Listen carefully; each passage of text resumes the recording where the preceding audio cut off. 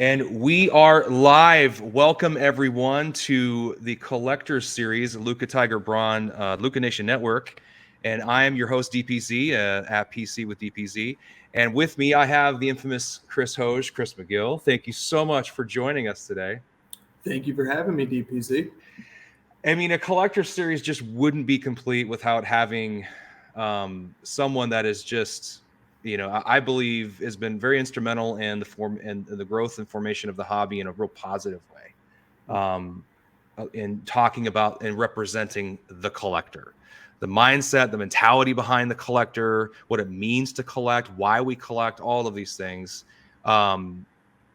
You represent that. You and Josh and Christina and Stiff Arm talk about that a lot. You guys, you're all very passionate about the collector, and you've created tools to facilitate and help and folks that want to collect and hobbyists that want to collect and build up a PC. So without going too far into that, what I wanted to start with was, we talk about your story, where you came from. I know a lot of folks know and probably have heard over time your origins, where you came from, but can you just walk us through, like, quickly, or even if you quickly, or as long as you'd like to take, what got you involved in collecting cards? What sparked that for you? Absolutely. I'll keep it very short and sweet. I collected cards as a kid. Then I rediscovered my collection in 2016 when I was taking a gap year in between completing my bachelor's degree and preparing to go to law school. And I was supposed to be studying for the LSAT, but I just got distracted and obsessed with cards. And then during law school, I just got more and more into cards. I went to law school in the Southern California area. There's a lot of great hobby community, hobby shops, hobby businesses, hobby people, collectors in that area. And by the time I was done with law school, we were right on the precipice of launching Card Ladder, and we were in the midst of the pandemic, the early days of the pandemic in the spring of 2020. And then, professionalized in the hobby. And then here we are today. Wonderful. So you started with Michael Jordan. Obviously, he's your first love. I guess if you'd say he's your first kiss, he's your first love. He's the first one you went to prom with. I mean, no kisses, but yeah, something like that. Yeah, but he's your first foray into collecting. He's the guy, right? Is it fair to say he's still? You guys talk a lot about on your show your side PCs and all these other. Is he still that main PC for you? Yes, and it's funny because we have a Michael Jordan collector group chat on Instagram that has maybe 20 or 25 of us in it. Most of us have been on the same trajectory. Like, we came back in 2016 era, 2014, 2018, somewhere in that range. We all went right back to Michael Jordan cards because that was, what we collected as we were kids, or those were the cards that we really idolized when we were kids. So we're all kind of on a similar trajectory for the most part in that chat. And we've named the chat "All Hobby Roads Lead to Michael Jordan." That's a quote by MK Sports Cards, and it applies, I think, quite well to my approach on collecting Michael Jordan. At the end of the day, the goal is to collect Michael Jordan, or get as close to collecting Michael Jordan as possible. I want as a collector to collect the person who embodies the very best, the person who embodies the highest level of achievements in basketball. So it's always going to be, for me as a collector, revolving around Michael Jordan as the GOAT, as a childhood hero, as the person who was the most important basketball player depicted on arguably the greatest era of cards, which is the mid to late 90s, in my opinion. So, yeah, it's always going to come back to Michael Jordan. It's always going to revolve around Michael Jordan. He's always going to be the foundation and the heart and soul and the backbone of me and Christina's collection. Okay. Why, if you were to put a Mount Rushmore together of, like, hobby stalwarts, like the most collectible people, there's quite a few, but if you were to narrow it down to five, I don't know how many faces are five on Mount Rushmore. Five athletes that are just, hobby up, down, market up, down. These guys are pretty bulletproof, or gals. Jordan's obviously one of them. Bulletproof is tough because even Michael Jordan cards year to date and the 1,800 verified card profile index for Michael Jordan on Card Ladder, it's down like 23%. Of course, the number 23. It's down 23% roughly year to date. So, their Bulletproof is, Dennis, I would just go with a different word. How about players who retain their collectability in any environment or condition? Very fair. Very fair. And I would go with Michael Jordan. I would go with Kobe Bryant, LeBron James, Steph Curry. And then after those four, I think things start to get a little more tricky. You have extremely low pop gem mint copies of Dr. J's rookie, Kareem Abdul-Jabbar's rookie, Bill Russell's rookie, George Mikan's 48 Bowman rookie. You have these cards out there that are never seen, but when they do come to market once every 5 or 10 years, they bring 6 or 7 figures. So those guys are very interesting, but they're just not on our radars because those cards are so scarce and they never show up. But those guys deserve mentions. The greats of previous eras certainly deserve mentions. And then also, sort of parallel to them are the other players who have $1 million cards as well, but who are modern and who are a lot more visible because there's a lot more activity surrounding them and they're on TV multiple times a week. And that's Giannis Antetokounmpo, Luka. Those guys both have numerous $1 million card sales of their very best cards. And then from there, you have the other emerging category of stars. I mean, Anthony Davis had a card sell for $1 million at one point in time as NT Logoman rookie autograph from 2012. So, there is this class of modern players who have commanded incredible prices too, because in part because the cards are incredible. But, I really have to I'm cutting off. I'm giving 4. I'm going to give you those 4. And you got Jordan representing the 80s and the 90s. You got Kobe representing the 90s, the 2000s, and 2010s. You got LeBron representing the 2000s and the 2010s and the early 2020s. And then you've got Curry, who's the active GOAT, who's still, climbing on many all-time lists. So I'm going to go with those 4. And then after that, we get more specific. Are we talking vintage? Are we talking modern? And in each category, you got a lot of players who get a lot of respect from our market. Right. And then it just kind of dovetails from there and it just keeps going. So from a nuance standpoint, for not becoming nuanced, those are the names. And they all remain in basketball. Is there a reason behind that? Is it obviously your basketball is your first love and your passion, but do you feel like basketball as a market just carries that much more? No, I just misunderstood your question and thought that that's okay. I don't know why, but I boxed myself into basketball. But yeah, if we expand, Mickey Mantle. You think Mickey is, maybe the god of all gods in terms of collectability. He had a card sell for $12.6 million just a few months ago. Wasn't even a gem mint copy. It was a mint plus, which is a relatively new grade that was invented in the last few years.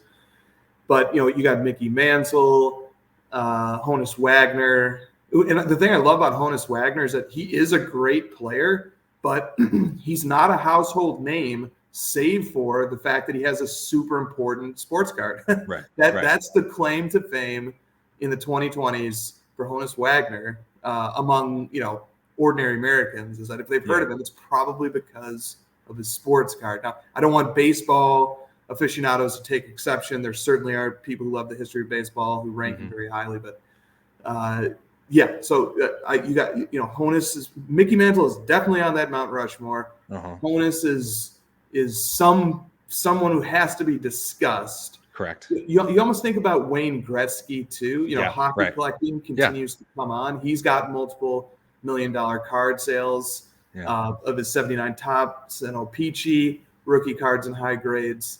So it gets really tough. We're talking about all this. Tiger Woods has to be mentioned. Tiger Woods, is a potential, Mount Rushmore guy in the hobby. He's got some really valuable, scarce, coveted cards.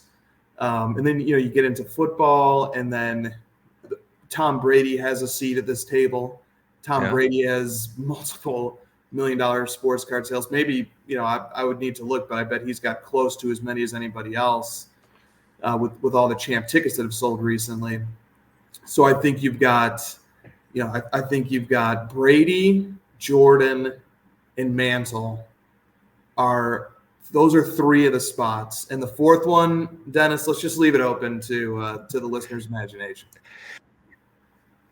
It's so I like your analogy of the seat at the table. I'd almost, instead of a Mount Rushmore, because you're limiting it to that many people, right? I would a seat at the table. That's a great analogy. So we're sitting at this grand table of hobby stalwarts, the gods of the hobby, right? They're like Zeus and up and That'd make a great painting, wouldn't it? If somebody did that, yeah. No, I think it would be a terrific painting. Like you try to put that together, and it's not that many people. Okay, like it didn't take you long, and it's not that many people. I don't think it's as nuanced as we all like to think. We all have our hopes and dreams, thinking, oh, the guy I'm PCing or this person that I care about a lot is, he's a Hall of Famer, but cardboard relevancy, just the bedrock cards of the hobby. These things are needed for these people to be at the table, right? Totally. And a lot of them are basketball, right? I mean, I don't know if Magic Johnson's there. I don't think Larry Bird's there. I don't think Wilt Chamberlain's there. I don't even think Kareem's there. I think LeBron's there. I think Michael Jordan's there. I think Wayne Gretzky. I think Mickey. I think Kobe. But there's a lot of basketball representation. So kind of dovetailing from that, moving and segueing from that, I know you don't have a lot of cards to show and talk about, but what I wanted to ask you is, I've seen before you've showcased some of your cards, and I think the cool thing about this is with you not having your cards, not a big deal. You showcase your cards all the time. You can go on to the PC showcase on Card Ladder, which is a terrific tool. Everybody go check that out. As I'm a fellow Card Ladder, not trying to suck up too much here, but I thoroughly enjoy the Card Ladder app and everything and all of its features. And you can go see that showcase. It's right there. Talk to me about one of the most memorable transactions for you, and with each of your PCs. I know you got a Luka. Yeah. Let me try. Let me see if I can get this right. All right. Jordan. Mm-hmm. McCaffrey. Yep. I don't know about the order, but McCaffrey, Jordan. Yep. Luka. Yep. Niko Djokovic. Yep. Hakeem, no, I don't really have any Hakeem cards. Then I have some smaller PCs. I have a Le'Veon Bell PC that's growing a lot right now. I like collecting him. I've got a handful of nice LeBrons. I've got a really sweet Curry. I like Frank Ntilikina. I've started a PC of him. He's like the 11th man off the Mavericks bench. So yes. Okay. So like a memorable story about just maybe like the big PCs. So the one I'll go with for the Michael Jordan PC was in 2018, when I bought the PMG Red. It showed up on eBay, and the seller was taking offers, and I was, without really knowing it, I was competing against somebody else making offers, and, I reached the number that the seller wanted. And so he said, all right, fine. I'm taking it off eBay. The card is yours. And he flew into the San Diego area. And I was in the LA area. Cash, and he was going to take the cash and immediately purchase a car that he was going to then convert into an Uber vehicle that he could then drive as a side job. And he was a professional gambler. He lived in Las Vegas. And so we flew in. I gave him the cash. He bought when Christina and I showed up to the dealership, he was test driving a car. And so we waited for him. He comes out. We give him the cash. He gives us the card. He buys the car. He drives back to Vegas. He does his Uber thing, and we get the piece of cardboard. So that was a memorable experience on the PMG Red for Jordan. For Luka, the most memorable would be in 2019 when I was sitting in a downtown LA law office as a summer associate during the summer in between my second and my third year. And I was, didn't have any tasks to do for the day. as is often the case for summer associates. And so I'm just on eBay, and this card has been calling out to me, and I had messaged the guy for this card. It was the Luka Rookie Prism Gold BGS 9.5, and I had messaged him and I said, will you take a trade? I'll trade value what you want for this card. And he's like, no, I don't want trades. And so finally, as a summer associate, you get these nice paychecks every week for doing nothing. And as a college student, you're used to not having very much money, so it's like you don't know what to do with yourself. And so I just sort of added up all my paychecks from the month and a half or so that I'd been there, and I was just like, all right, screw it. So I bought the card from the guy, and he shipped it to me next day. And so that's how I got the Luka Prism Gold, was just having a little too much time as a summer associate in a law office. And then for McCaffrey, the most memorable purchase happened just a month ago. I had been looking for his Prism Black rookie for years. I put out a bounty for it. I had really given up, but I still kept collecting all the other Prism Black. So I had obtained every other Prism Black from the base set of McCaffrey except for the rookie.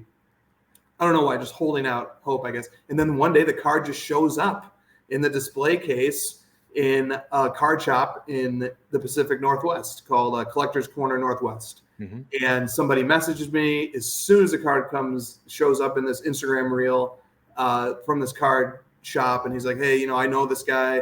I can go pick up this card for you. Do you want to do this deal? And I was like, hell yeah, I want to do the deal. He's like, is the bounty still good? I'm like, of course. So he goes and picks up the card. Something was bringing me to, because Christina and I now live in Texas, but this guy's in LA. Something brought us to Vegas. I think it was the industry summit a month or two ago. We just went a little bit further to LA, met at the Bullpen LA, got the card from this guy who we had actually met at trade nights like 5 years ago, and didn't even realize the connection until we met up face to face on Instagram. And so was able to get my holy grail of McCaffrey's after years of searching, just believing that the card would never appear. For Jokic, it was going to Denver last year during the playoffs when Denver was playing Golden State in the first round. Golden State ultimately en route to a title. We went to Denver. We got tickets to Game 3, I think it was, of the series, and we made the deal to get Jokic's Prism Black 1/1 rookie, and also got to see Jokic play in person, which was really awesome. Got to see Curry and Clay and Draymond and Jordan Poole and Andrew Wiggins all play en route to what would eventually become a championship season for them. So that was just a special, memorable moment in time. Got to pick up the card from a great collector, sold it to us. So there you go. There's my 4 most memorable pickups for each of the 4 big PCs. What's interesting when you're explaining all those stories, it's when we're talking about other things, it's like, it's ho-hum, we're talking about them. The minute you get to talk about these experiences you have with your cards, it's like your whole everything, your face explodes with excitement. You can just tell your animation, you can see the joy you have in collecting cards, and it's almost the fun part is going through all this stuff to get there, right? I mean, all the journey to get to that card, and the yearning, the wanting, the looking, the bounties, the whole 9 yards. I got to be honest with you. I wish I was. I watch Collectors Northwest all the time. I'm in Seattle, so I'm not too far from Bellevue. My office is in Bellevue. One of my offices is in Bellevue, and I go in there all the time. Johnny's a good buddy of mine. And I remember going in there, I'm like, I can't believe I missed that, because I look at all your new cards all the time. And I knew you were kind of looking at it based on some of those crossovers I'd listened to. And I was like, gosh, I could have been. No, anyway, it was really neat that you found it there. Obviously, I've told you some stuff. I appreciate you thinking of me.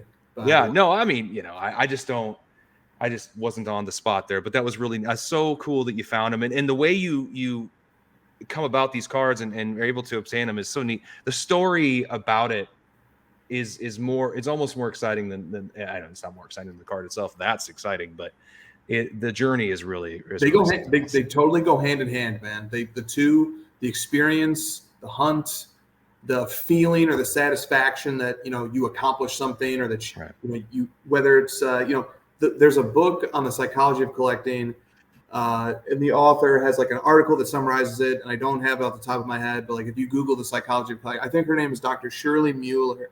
And she has an article, and basically one of the points that the article makes is that there are different things that satisfy certain neurochemical things in our brains, and they make us happy.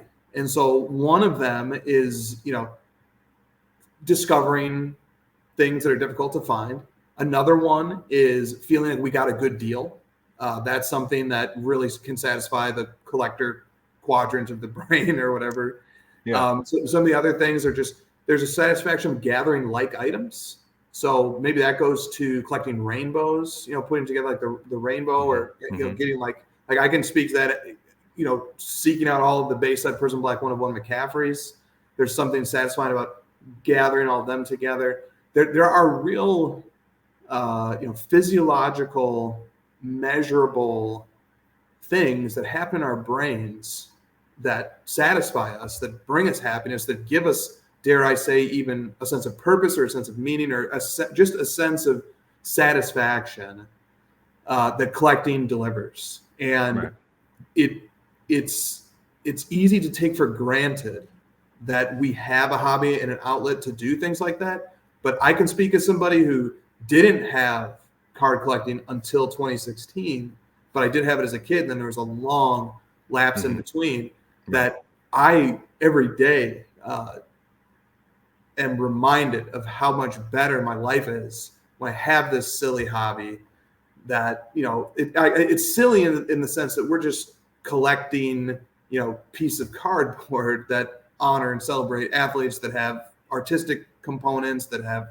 historical components. But at the end of the day, it's, we're not curing cancer here. We're having fun. We're doing things that are pretty lighthearted, but that also involve high stakes. But to have it, to find something in life that can bring that sense of psychological satisfaction, that can do all the things, that can challenge us, that can reward us, that can, frustrate us, that can please us, that can build community, that, we build networks, we build relationships, we build friendships, we express ideas with each other, we express ourselves through our collections, through our social media channels, through our content, to have all those things wrapped up into this tidy little hobby of sports card collecting. It's something that is easy to take for granted, but it's really special what we have, and it's worth protecting, and it's worth thinking about and appreciating that we have it. That's terrific. That's a great way to illustrate all of it. Talk to me about the hobby community as a whole. How has it grown since 2016 in your mind? You've been here since 16. I'm 19, so I'm kind of at that. I'm that typical, 40 something that just kind of dove in, recollecting. So talk to me about the hobby community. How's it grown? How's it evolved? Where do you see it going? How has it grown? Okay. Well, as a Michael Jordan collector, first and foremost, it's been fascinating to watch that segment of the hobby grow, because, I am 36, and I was a non-traditional student. That's why I graduated college late, went to law school late and stuff. Had a career in music before I went back to school, but we don't talk about that someday, because same thing here. Yeah. Sure. Okay. All right. Well, as a 36-year-old, but in 2016 I was 30. I was in the range of I was in the age group of other guys who were maybe 25, maybe 30, maybe 35, 40, maybe 45 even, who, whether it was through their kids or just through a parent asking them to clear out their old stuff, which was kind of like my situation, we rediscovered cards, and then some subset of us who are confronted with cards again go down the rabbit hole of like, oh, this is cool, I wonder what this is worth, or like, how does this work today? Do they still have Beckett magazines? Like, and then all of a sudden, like, eBay is the marketplace for this stuff, and oh my God, there's there's message boards, and there's card shops, and this was in 2016, which was a very different time than now. But, you rediscover that all this stuff's happening, and some subset of us get hooked. And so with Michael Jordan collecting, it was like every year in one of the Facebook groups, one of the admins would run a poll, and the poll would be, when did you come back to the hobby? And 2012 would have a few dozen, 2013 a few more, 2014 a few more than that, 2015, and it would just go up and up and up.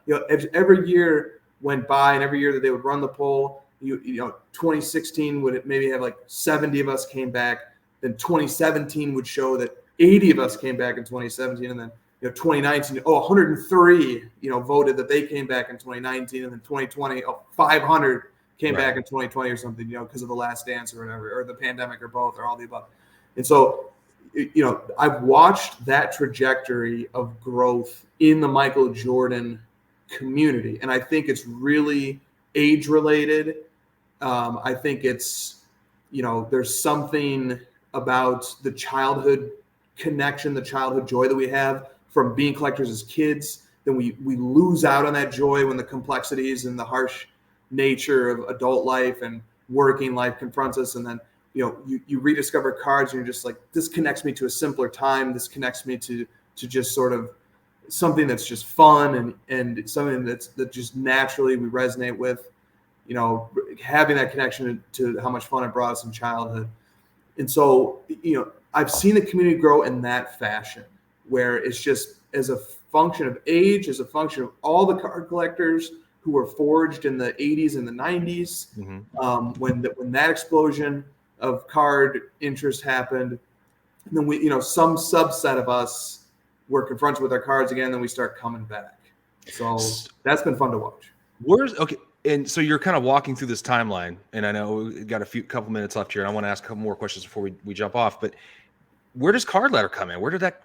Where was that born? Where did that form? In the midst of all that Michael Jordan collection, you're kind of in that little niche, and then you grow, and when were you like? Was there a friction point? Because always disruption comes from friction. And okay, where was that at for you? Well, a huge part of that was becoming friends with Josh, Cardboard Chronicles. We first connected on the Blowout forums, and then he invited me to come onto his show. And by the time that happened, I had already been generating content that was basically Michael Jordan market analysis. And so I was creating spreadsheets and logs of price, sales histories of different cards, and maybe making a post about it on Blowout or posting about it on Instagram, evaluating, analyzing prices, coming up with theories like why are prices rising or falling on a particular card, or what's the macro trend looking like.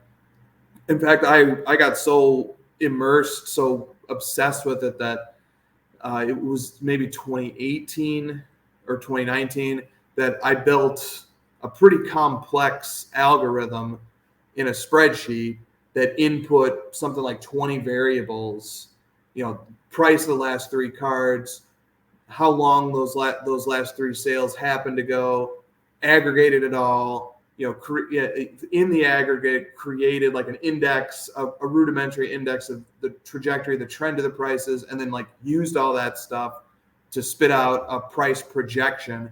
And then I convinced Josh to let me post that stuff on his Cardboard Chronicles blog. And so I did like price modeling, just price projections for, and then when Michael Jordan cards would come up at auction, I'd pick like 50 of them and I'd come up with a price model estimate for those 50, and then I'd publish it in advance. And then after the auction ends, I'd measure the model predictions against the results and say, okay, it was 83% accurate on the whole. These ones are more accurate, these ones are less. I was always just fascinated. And I think a lot of us who came back in 2016 time, maybe before, maybe a little bit after, we came into just a totally Wild West, a totally open terrain where we could bring to bear our own, approaches, perspectives. Bring order to everything. Bring some kind of order to everything. Yeah, totally. And it's just like this raw data set that nobody or very few have experimented with or really tried to formalize or approach rigorously academically. And in 2016, there were no podcasts, to my knowledge, related to basketball cards, and there may have been a handful related to sports cards in some form or fashion. And then, by the time 2018 comes around, Cardboard Chronicles has been started. 90s B-ball cards. Jake Roy's YouTube channel was started. Wax Museum podcast with Kyle was started, and we started the House of Jordan. So like in 2018, this little small cluster of content finally starts emerging, and but it was such a open terrain. It was a blank canvas, and for anybody with the ambition and the time, and being a college student, you do have a little more time. Anybody with the ambition and the time to come in and to make your mark. It was just a blank canvas, and so that's what it was like then. And so Card Ladder, was sort of born of that blank canvas. And Josh is making Cardboard Chronicles. We're making House of Jordans. Josh has this talent stack as a developer and as a collector. And then I have, I bring an analytical approach and a fascination with markets and things like that. And then, we have Christina, who's got a great administrative knack, among others, which is very important to starting a business. We've got, my brother Nick Stiff Arm Wax, who you referenced, who's who was the chief content officer. We just sort of had this core, this team with different talents that all were able to come together to do this. And so, Card Ladder, it was always sort of percolating, and it just sort of took shape because the pandemic strikes in like March of 2020. I'm in my final semester at law school, but everything gets shut down. All the classes go remote, and all the finals go pass fail. And so now I'm stuck at home, and I have this extra time. And Christina's stuck at home too. She has extra time. Josh, is able to allocate time to this project during his off hours. And it was that too, like the pandemic and the timing of it. And I'm staring down the barrel of preparing to go into a career in law. And like, wait a minute, wait. Press pause. Let's wait a minute. Let's just give this a shot and see if we can do it. That is an incredible story. You know what I hear too, it's really interesting, is that it kind of all started with Josh and Cardboard Chronicles and you. Yep. And then it builds from there. And that show was, I'm not going to lie, kind of inspired this show because I used to like watching him highlight collections and see what the other people had. And then it's sort of coming back to that, I believe, and it should always be there. Well, we're talking about the PC. We're talking about the collection. We're looking at each other. We're eye to eye, and we're actually, what's your favorite card? What's it look like, and why do you do it? So, Chris, this is amazing. Thank you so much for your time. I know you're up against it here. I was going to ask you. I'll ask you one little quick question you can end with. Sure. You have to run out of your house real quick, and you can only grab 10 cards. You can't grab a case. It's gotta be able to carry them. You can't toss a couple to Christina. You gotta just carry them. Because I'll ask the same to other. I've asked everybody the same question. So what do you grab? Well, I mean, let's pretend they're all in your house too. Okay, let's pretend they're all there. What are you grabbing? Well, one time in Los Angeles, we had something sort of like this because there was an earthquake, like a small earthquake. Yeah. I just, we sort of run. Yeah, we just sort of like jokingly thought about, what we would, at that time, the entire collection was able to fit in 2 shoe boxes. So it wouldn't, okay, but 10 cards. All right. You could do 5 because I know you're up against a hard stop. 5 cards. Well, I already told you about 4 cards. Yeah. And those 4 are coming along for sure. Gotcha. As the great memories associated with those cards. And then I'll go for the 5th card. I'll go the 1997-98 Gold Embossed Refractor Michael Jordan, numbered 274. It was always that card and the PMG Red that gave me a butterfly or two in the stomach when I would see pictures of them or something, and I just wanted them so much.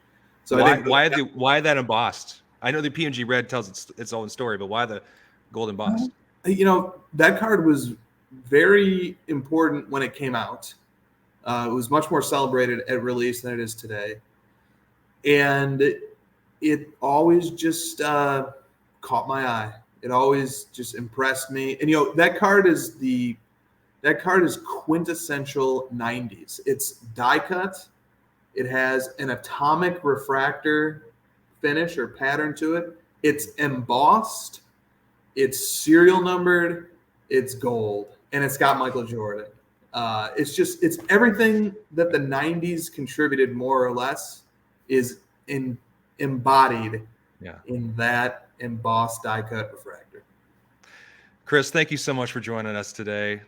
Friends, this is the Collector Showcase PC Journey with me, DPZ, and Chris Hoj. Thank you so much, Chris McGill. Thank you for joining. Those are memorable stories, and those are things that you don't always hear. I mean, you guys are usually answering questions on your show, and you're making the show about the audience and the comment section and all that, which is just wonderful. But rarely do we get a glimpse into some of these great stories that you get about your PCs and how you've cultivated them. And we got a little treat into understanding the origin there of Card Ladder and the milestones and how you kind of arrived and filled a need. You filled a need within the hobby space, and thank you for doing that. I think we're all better for it, and we're very grateful. So thank you so much. Again, go follow Chris on Instagram. Go subscribe to Card Ladder. It's a great product. And again, thank you so much for taking time today. Thank you. I had a great time. All right. Take care.